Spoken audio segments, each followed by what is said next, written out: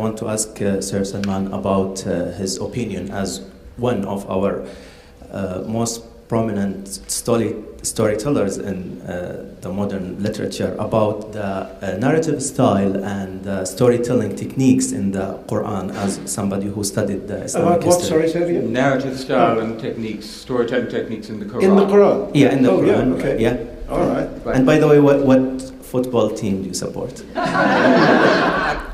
First of all, the Quran, as you know, is less narrative than the Old and New Testaments, much less narrative. Only about, I would say, about a third of the Quran tells stories.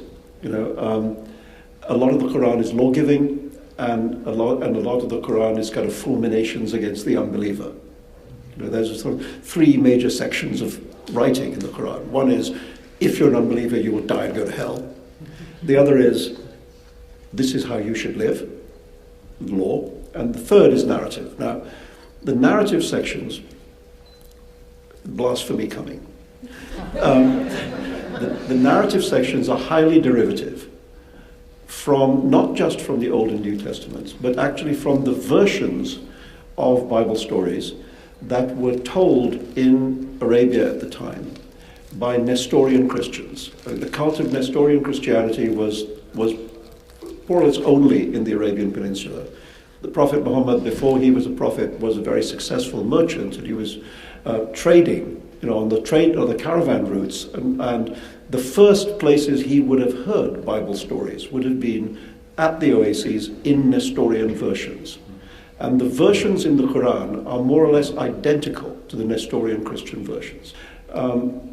For me, one of the real sadnesses is that, I think the thing that is really interesting about Islam is that it's the only great religion born inside recorded history.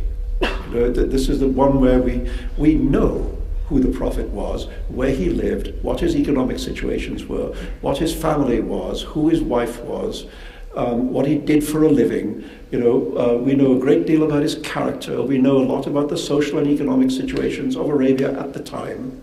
And we can see how all of that is relevant to the ideas that are expressed in the Quran. But that historical approach, that approach of looking at the Quran as an event inside history, is prohibited by Islamic orthodoxy. Because if this is the word of God, then presumably God is not affected by the social economic conditions of the Arabian Peninsula in the 7th century. So all of this stuff is irrelevant. So it means that something which really can be intelligently studied is very often not intelligently studied because of these anathemas. But anyway, that's the short answer.